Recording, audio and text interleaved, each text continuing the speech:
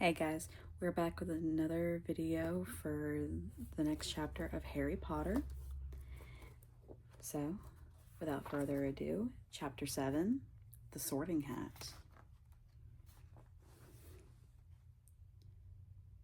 The door swung open at once. A tall, black-haired witch in an emerald green robes stood there. She had a very stern face, and Harry's first thought was that this was not someone to cross. "The first years, Professor McGonagall," said Hagrid. "Thank you, Hagrid. I will take them from here." She pulled the door wide. The entrance hall was so big you could have fit the whole of Dursley's house in it. The stone walls were lit with flaming torches like the ones at Gringotts. The ceiling was too high to make out, and a magnificent marble staircase facing them led to the upper floors. They followed Professor McGonagall across the flagstone floor. Harry could hear the drone of hundreds of voices from a doorway to the right. The rest of the school must already be here. But Professor McGonagall showed the first years into a small, empty chamber off the hall. They crowded in, standing rather close to each other than they would usually have done, peering about nervously. "Welcome to Hogwarts," said Professor McGonagall. "The start of term banquet will begin shortly, but before you take your seats in the Great Hall, you must be sorted into your houses. The sorting is a very important ceremony because while you are here, your house will be something like your family within Hogwarts. You will have classes with the rest of your house, sleep in your house dormitory, and spend your free time in your house common room. The 4 houses are Gryffindor, Hufflepuff, Ravenclaw, and Slytherin. Each house has its own noble history, and each has produced outstanding witches and wizards. While you are at Hogwarts, your triumphs will earn your house points. While any rule breaking will lose house points." I thought I was leading into something. Rewind. "While you are at Hogwarts, your triumphs will earn your house points, while any rule breaking will lose house points. At the end of the year, the house with the most points is awarded the House Cup, a great honor. I hope each of you will be a credit to whichever house becomes yours. The sorting ceremony will take place in a few minutes in front of the rest of the school. I suggest you all smarten yourselves up and smarten yourselves up as much as you can while you are waiting." Her eyes lingered for a moment on Neville's cloak, which was fastened under his left ear, and Ron's smudged nose. Harry nervously tried to flatten his hair. I shall return when we are ready for you," said Professor McGonagall. "Please wait quietly." She left the chamber. Harry swallowed. "How exactly do they sort us into our houses?" "How exactly do they sort us into houses?" he asked Ron. "Some sort of test, I think. Fred says it hurts a lot, but I think he was joking." Harry's heart gave a horrible jolt. A test? In front of the whole school?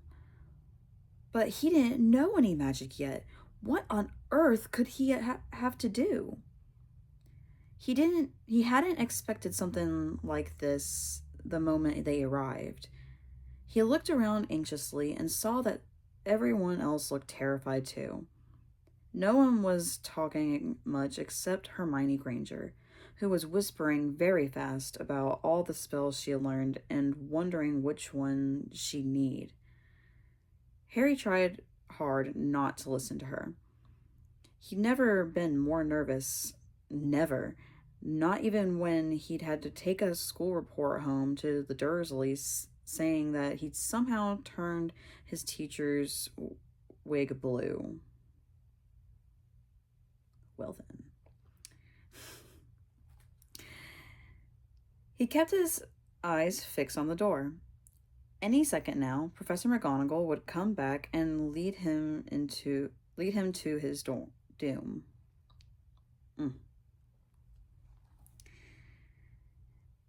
Then something happened that made him jump about a foot in the air. Several people behind him screamed. "What the?" he gasped. So did the people around him. About 20 ghosts had just streamed through the back wall, pearly white and slightly transparent. They glided across the room, talking to one another and hardly glancing at the first years. They seemed to be arguing. What looked like a fat little monk was saying, "Forgive and forget, I say. We ought to give him a second chance." "My dear friar, haven't we all given Peeves all the chances he deserves? He gives us all a bad name, and you know he's not really even a ghost. I say, what are you all doing here?" A ghost wearing a ruff and tights had suddenly noticed the first years. Nobody answered. "New students," said the fat friar, smiling around him. "All to be sorted, I suppose." A few people nodded mutely. "Hope to see you in Hufflepuff," said the friar. "My old house, you know."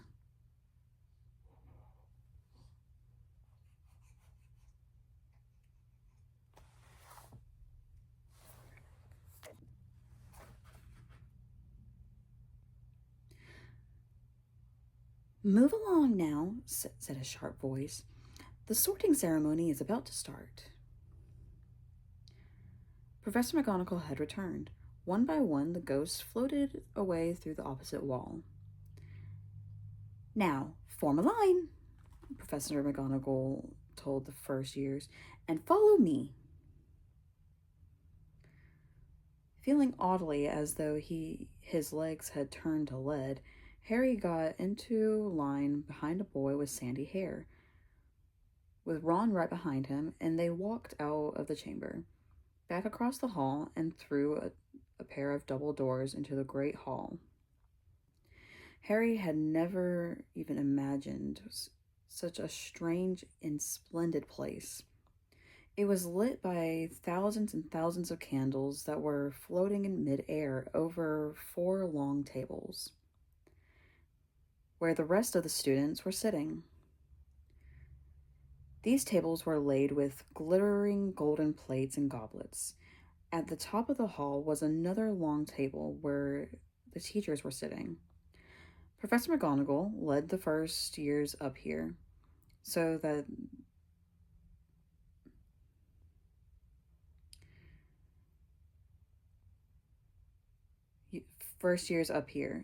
they came to a hall in a line facing the other students, with the teachers behind them. The hundreds of faces staring at them looked like pale lanterns in the flickering candle light. Dotted here and there among the students, the ghosts shone misty silver. Mainly to avoid all of the staring eyes, Harry looked upward and saw a velvety black ceiling dotted with stars. He heard Hermione whisper, "It's bewitched to look like the outside sky. I've read about it in a Hogwarts history.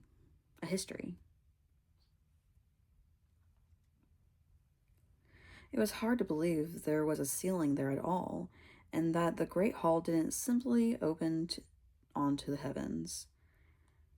Harry quickly looked down again as Professor McGonagall silently placed a four-legged stool in front of the first years. On top of the stool, she put a pointed wizard's hat.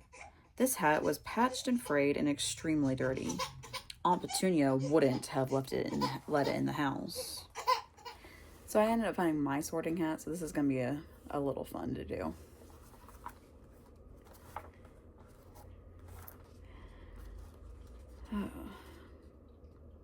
Aunt Petunia wouldn't have let it in the house. Maybe they had to get a rabbit out of it, Harry thought wildly. That seemed the sort of thing. Noticing that everyone in the hall was now staring at the hat, he stared at it too. For a few seconds, there was complete silence. Then the hat switched. A rip near the brim opened wide like a mouth, and the hat began to sing. Oh, you might not think I'm pretty, but don't judge on what you see. I'll eat myself if you can find a smarter hat than me. You can keep your bowlers black, your top hat sleek and tall, for I'm the Hogwarts sorting hat, and I can cap them all. There's nothing hiding in your head the sorting hat can't see. So try me on, and I will tell you where you ought to be. You might belong in Gryffindor, where dwell the brave at heart. Their daring nerve and chivalry set Gryffindors apart. You might belong in Hufflepuff, where they are just and loyal. Those patient Hufflepuffs are true and unafraid of toil. Or yet in wise old Ravenclaw, if you've a ready mind, where those of wit and learning will always find their kind. Or perhaps in Slytherin, you'll make your real friends. Those cunning folk use any means to achieve their ends.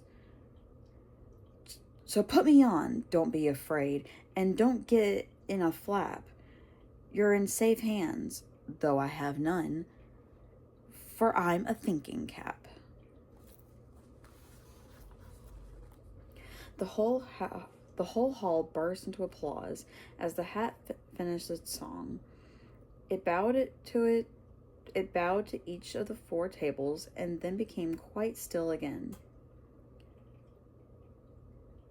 So we've just got to try on the hat? Ron whispered to Harry. I'll kill Fred. He's been going on about wrestling a troll. Harry smiled weakly. Yes, trying on the hat was a lot better than having to do a spell. But he did wish they could have tried it on without everyone watching. The hat seemed to be asking rather a lot. Harry didn't feel brave or quick-witted or any of it at the moment. If only the hat had mentioned a house for people who felt a bit queasy, that would have been the one for him. Professor McGonagall now stepped forward, holding a long roll of parchment. When I call your name, you will put on the hat and sit on the stool to be sorted, she said. Abbot Hannah. A pink-faced girl with blonde pigtails stumbled out of line. Put on the hat. Oops, that didn't go as planned. Put on the hat. Stay.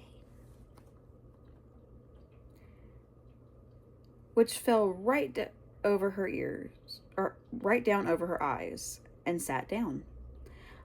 A moment's pause. Hufflepuff! Shouted the hat. The table on the right cheered and clapped as Hannah went to sit down at the Hufflepuff table. Harry saw the ghost of the fat friar waving merrily at her. Bones, Susan. Hufflepuff! Shouted the hat again, and Susan scuttled off to sit next to Hannah. Boots Terry! Ravenclaw! The table second from the left clapped this time. Several Ravenclaws stood up to shake hands with Terry as he joined them. Brocklehurst Mandy went to Ravenclaw too, but Brown Lavender became the first new Gryffindor, and the table on the far left exploded with cheers. Harry could see Ron's twin brothers catcalling. Bulstrode Millicent then became a Slytherin. Perhaps it was Harry's imagination after all. After all, he'd heard about Slytherin, but he thought they looked like an unpleasant lot. He was starting to feel definitely sick now. He remembered being picked for teams during gym at his old school. He had always been last to be chosen. Not because he was no good, but because no one wanted Dudley to think they liked him. Finch-Fletchy Justin. Hufflepuff! Sometimes, Harry noticed, the hat shouted out at the house at once, but the others, it took a little while to decide. Finnegan Seamus, said the sandy-haired boy next to Harry in line, sat on the stool for almost a whole minute before the hat declared him a Gryffindor. Granger Hermione. Hermione almost ran to the stool and jammed the hat eagerly on her head. Gryffindor! Shouted the hat. Ron groaned. A horrible thought struck Harry, as horrible thoughts always do when you're very nervous. What if he wasn't chosen at all? What if he just sat there with the hat over his eyes for ages, until Professor McGonagall jerked it off his head and said there had obviously been a mistake, and he'd better get back on the train. So we got ourselves a little visitor. Yeah, so if I start talking weird, yeah, or moving, her favorite thing is her little Stitch pillow. She smiles so big for it. Yeah. Yeah. When Neville Longbottom, the boy who kept losing his toad, was called, he fell over on his way to the stool. The hat took a long time to decide with Neville. When it finally shouted, Gryffindor! Neville ran off, still wearing it, and had to jog back amid gales of laughter to give it to McDougal Morag. Malfoy swaggered forward when his name was called and got his wish at once. The hat barely touched his head when it screamed, Slytherin! Oh, there goes my bookmark. You know what? Let's put it over here for right now. Slytherin! Malfoy went to join his friends Crabbe and Goyle, looking pleased with himself. There weren't many people left now. Moon, Knott, Parkinson. Then a pair of twin girls, Patil and Patil. Then Perks, Sally Ann, and then at last, Potter Harry. As Harry stepped forward, whispers suddenly broke out like little hissing fires all over the hall. Potter? Did she say? The Harry Potter? The last thing Harry saw before that hat dropped over his eyes was the hall full of people craning to get a good look at him. Next second, he was looking at the black inside of the hat. He waited. Said a small voice in his ear. Difficult. Very difficult. Plenty of courage, I see. Not a bad mind either. There's talent. Oh my goodness. Yes. And a nice thirst to prove yourself. Now that's interesting. So where shall I put you? Harry gripped the edges of the stool and thought, not Slytherin. Not Slytherin. Not Slytherin, eh? Said the small voice. Are you sure? You could be great, you know. It's all here in your head. And Slytherin will help you on your way to greatness. No doubt about that. No? Well, if you're sure, better be Gryffindor! Harry heard the hat shout the last word to the whole hall. He took off the hat and walked shakily toward the Gryffindor table. He was so relieved to have been chosen and not be put in Slytherin. He hardly noticed that he was getting the loudest cheer yet. Percy, the prefect, got up and shook his hand vigorously, while the Weasley twins yelled, "We got Potter! We got Potter!" Harry sat down opposite of the ghost in the rough... Rewind. Harry sat down opposite the ghost in the rough he'd seen earlier. The ghost patted his arm, giving Harry the sudden, horrible feeling. He just plunged into a bucket of ice-cold water. No. Why we have pouty face, huh? What's the pouty face for? I'm gonna get my girl. I'm a getter. Mwah. Mwah. You gonna reach for him? You gonna reach for Stitch? Yeah. Oh.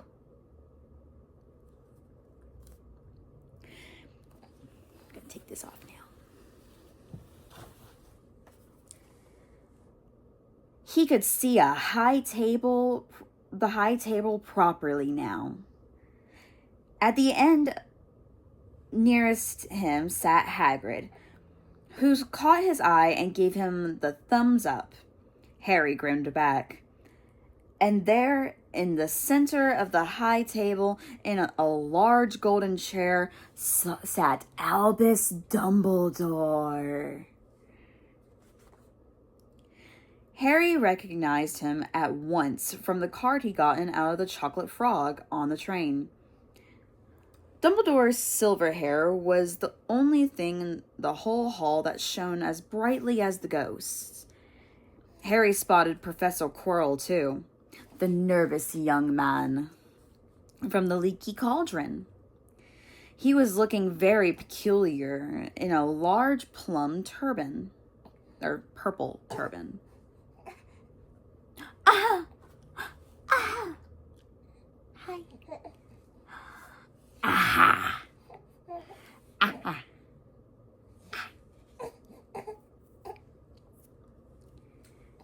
And now there are 4 people left to be sorted.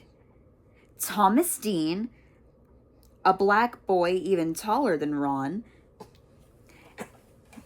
joined Harry at the Gryffindor table. Turpin Lisa became a Ravenclaw, and then it was Ron's turn. He was pale green by now. Harry crossed his fingers under the table, and a second later, the hat had shouted, "Gryffindor!" Harry clapped loudly with the rest at Harry clapped louded with the rest. And I don't know why I can't get this line. And maybe I'm just distracted. This is why I do this when you take naps. Yeah.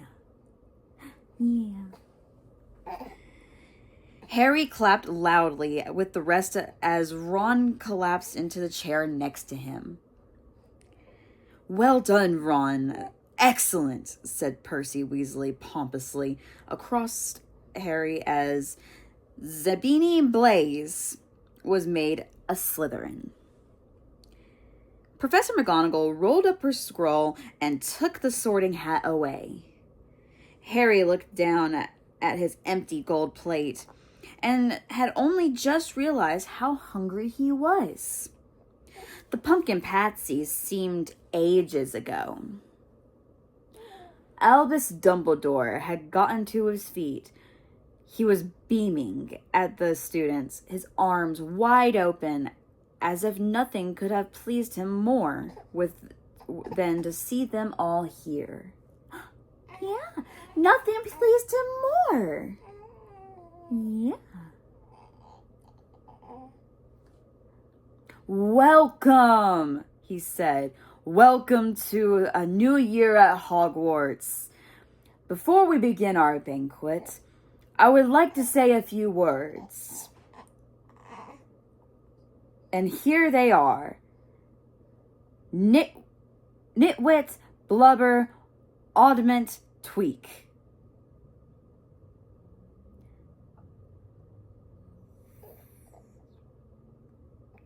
Very odd. "Thank you." He sat back down. Everybody clapped and cheered. Harry didn't know whether to laugh or not. "Is he a bit mad?" he asked Percy uncertainly. "Mad?" said Percy airily. "He's a genius. Best wizard in the world. But he is a bit mad, yes. Potatoes, Harry?" Harry's mouth fell open. The dishes in front of him were now piled with food. He had never seen so many things he liked to eat on one table. Roast beef, roast chicken, pork chops, and lamb chops. Sausages, bacon and steak, boiled potatoes, roast potatoes, fries, Yorkshire pudding, peas, carrots, gravy, ketchup, and for some strange reason, peppermint humbugs. Peppermint humbugs! Where's your passy? Where's that passy at, huh? Here. Take it. Take that passy. Here's your friend. There's your friend.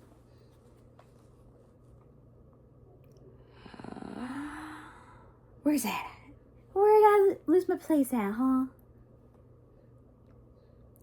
The Dursleys had never exactly starved Harry, but he'd never been allowed to eat as much as he liked.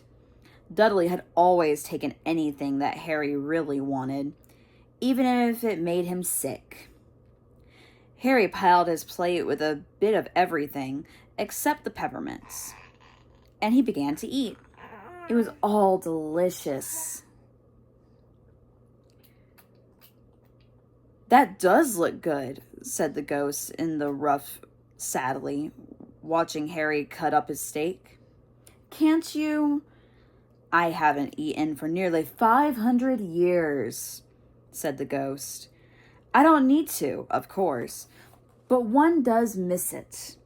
I don't think I've introduced myself.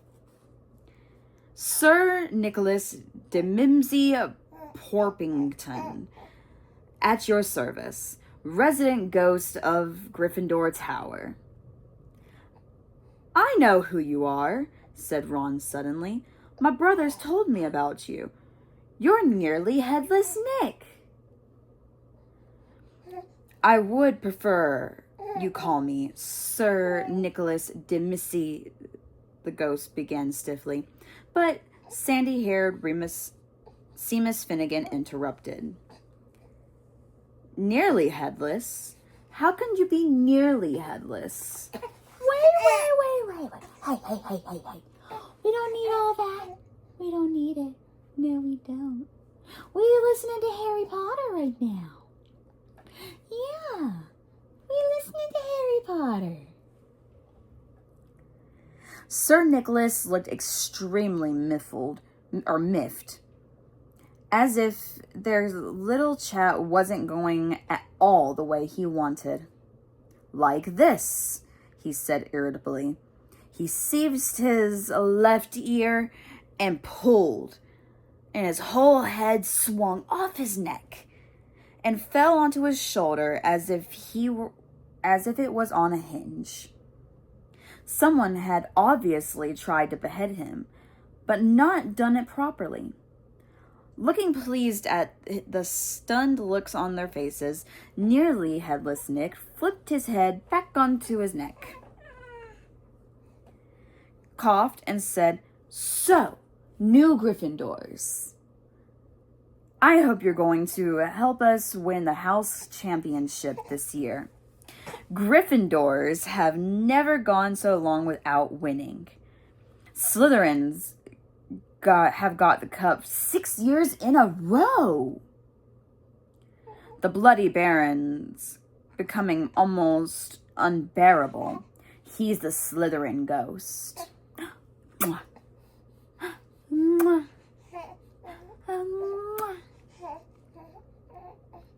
Harry looked over at the Slytherin table and saw a horrible ghost sitting there with blank staring eyes, a gaunt face, and robes staining with silver blood.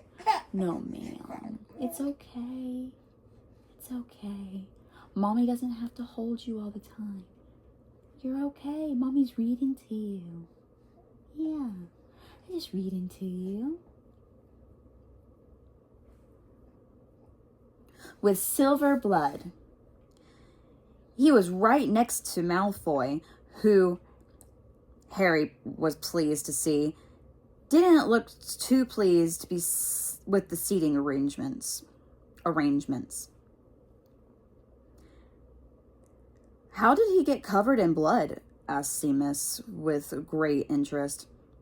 "I've never asked," said nearly headless Nick dictatedly. When everyone had eaten as much as they could, the remains of the food faded from the plates, leaving them sparkling clean as before. A moment later, the desserts appeared. Blocks of ice cream in every flavor you could think of. Apple pies, trickle tarts, chocolate eclairs, and jam donuts, trifle, strawberries, Jell-O, rice pudding. As Harry helped himself to a trickle tart, the talk turned to their families. "I'm a half-blood," said Seamus. "Me dad's a muggle. Mum didn't tell him she was a witch till after they were married. Bit of a nasty shock for him."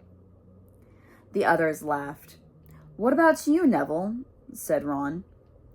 "Well, my gran brought me up, and she's a witch," said Neville. "But the family thought I was all muggle for ages. My great-uncle Algie..."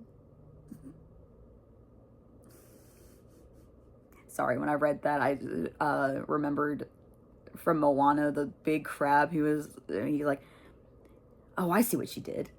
She's covered a barnacle with bioluminescent algae as a diversion." Yeah. Anyway. Where'd it go? "My great uncle Algie kept trying to catch me off guard and force some magic to come out of me. He pushed me off the end of a Blackpool Pier once. I nearly drowned, but nothing happened until I was 8. Great Uncle Algie came around for dinner, and he was hanging me out of an upstairs window by the ankles when my great aunt Enid offered him a meringue, and he accidentally let go. But I bounced all the way down the garden into the road. They were all really pleased. Gran was crying. She was so happy. Oh, oh my goodness. Oh my goodness, my baby. She was so happy. And you should have seen their faces when I got here. They thought I might not be magic enough to come, you see. Great Uncle Algie was so pleased he bought me my toad. On Harry's other side, Percy Weasley and Hermione were talking about lessons. I do hope they start right away. There's so much to learn. I'm particularly interested in transfiguration, you know. Turning something into something else, of course. It's supposed to be very difficult.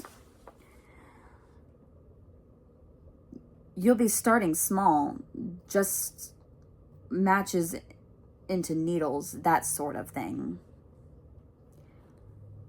Harry, who was starting to feel warm and sleepy, looked up at the high table again.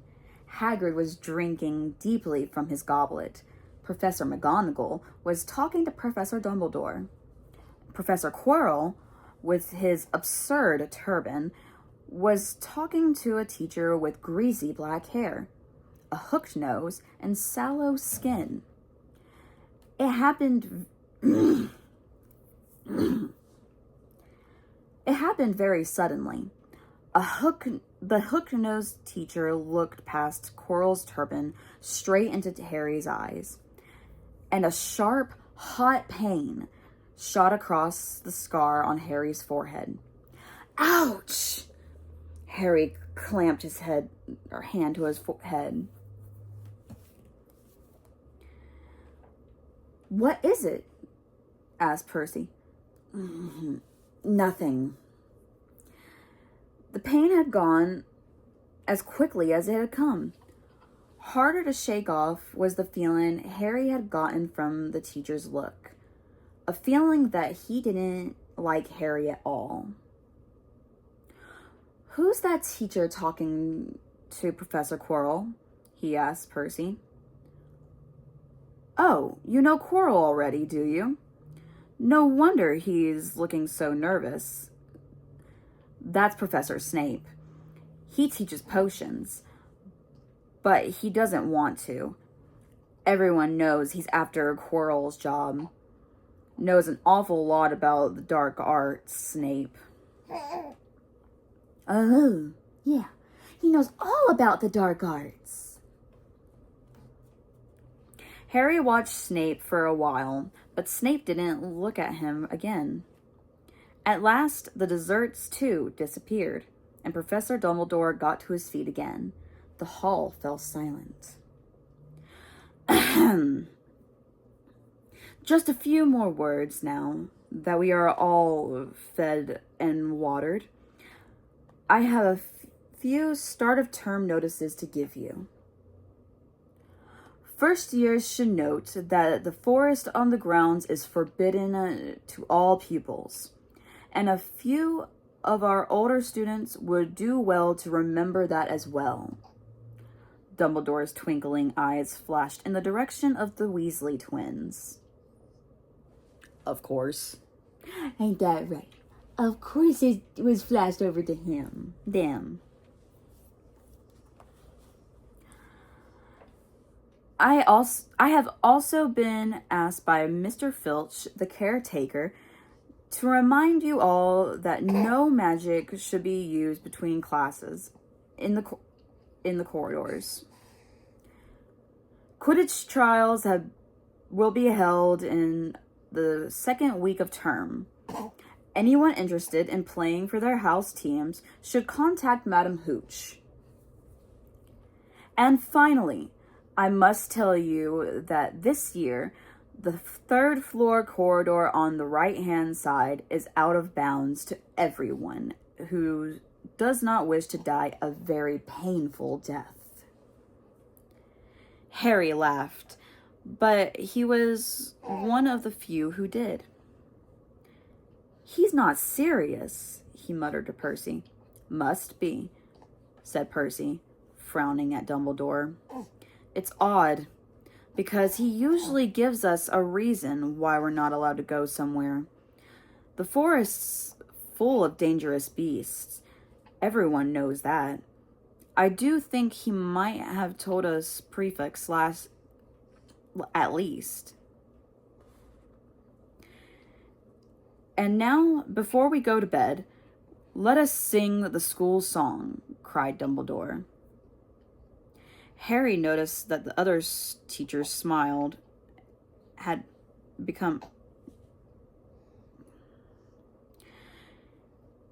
Harry noticed that the other teachers' smiles had become rather fixed.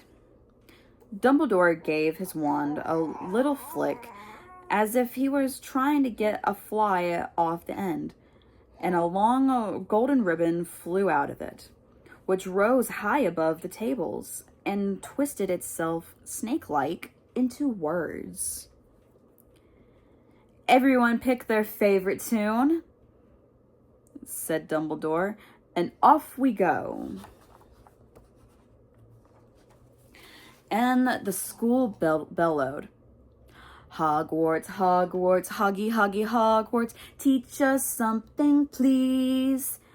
Whether we be old and bald or young with scabby knees, our heads could do with filling with some interesting fluff. For now they're bare and full of air, dead flies and bits of fluff. Did I say fluff? You know what? Back up. Gonna start the song again. Sorry, y'all. Hogwarts, Hogwarts, Hoggy, Hoggy, Hogwarts, teach us something, please.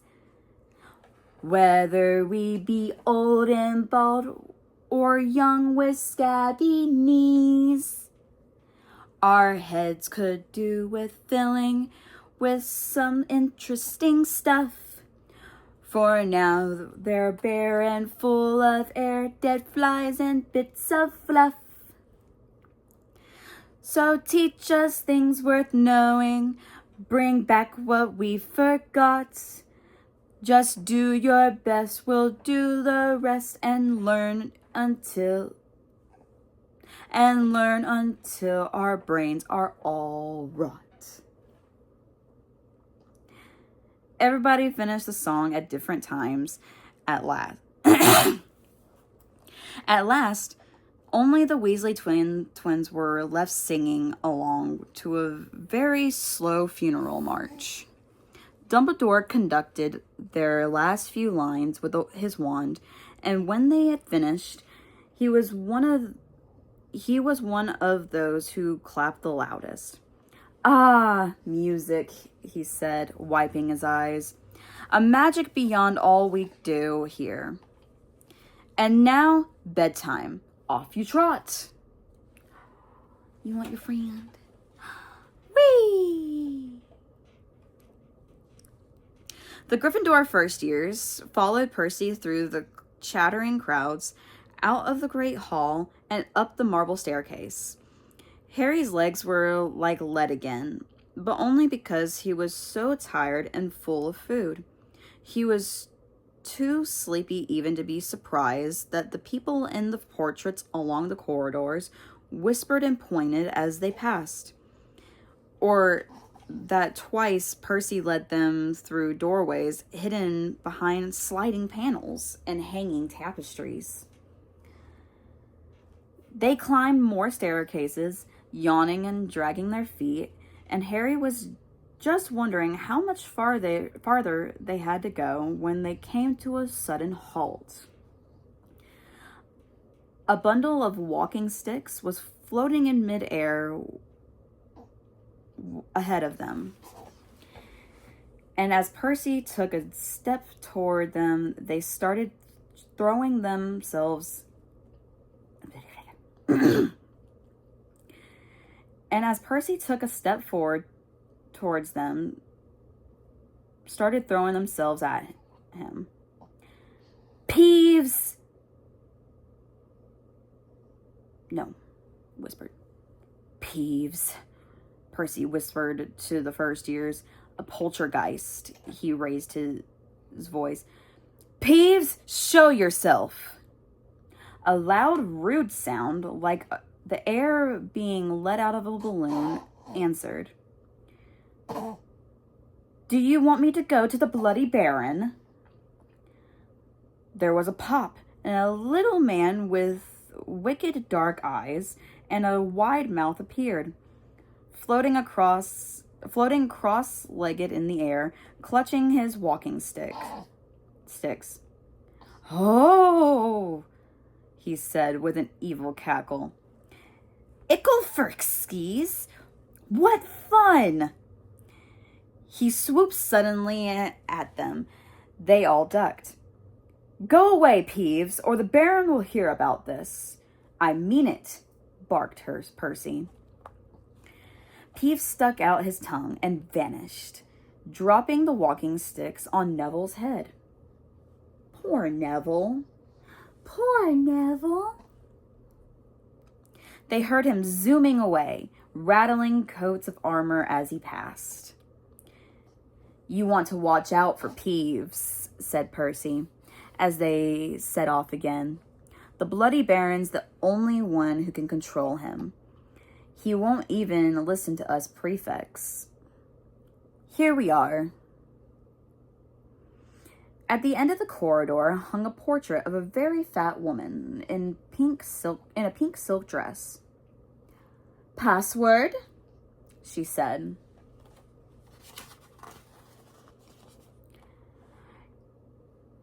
Caput Draconis, said Percy, and the portrait swung forward to reveal a round hole in the wall. They all scrambled through it. Neville needed a leg up. And found themselves in the Gryffindor common room, a cozy, round room full of squashy armchairs. Percy directed the girls through one door to their dormitory, and the boys through another. At the top of the spiral staircase, they were obviously in one of the towers. They found their beds at last. 4 posters hung with deep red velvet curtains. Their trunks had already been brought up. Too tired to talk much, they pulled on their pajamas and fell into bed. You fighting with that Passy? Great food, isn't it? Ron muttered to Harry through the hangings. Get off, Scabbers! He's chewing my sheets. Harry was going to ask Ron if he had any of the treacle tart, but he fell asleep almost at once. Perhaps Harry had eaten a bit too much, because he had a very strange dream. He was wearing Professor Quirrell's turban, which kept talking to him, telling him he must transfer to Slytherin at once, because it was his destiny. Harry told the turban he didn't want to be in Slytherin. It got heavier and heavier. He tried to pull it off, but it tightened painfully. And there was Malfoy laughing at him as he struggled with it. Then Malfoy turned into the hook-nosed teacher Snape, whose laugh became high and cold. There was a burst of green light, and Harry woke, sweating and shaking. He rolled over and fell asleep again, and when he woke the next day, he didn't remember the dream at all.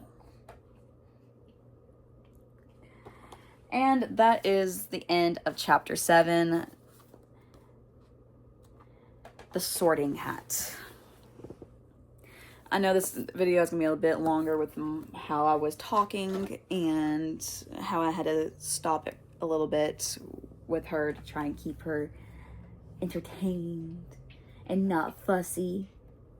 So, we're going to see this as I continue on through the series, because it's not like I can be able to do this all the time when she's taking naps. And she's starting to be a little bit easier with just laying there. Yeah. And I want her to know about Harry Potter.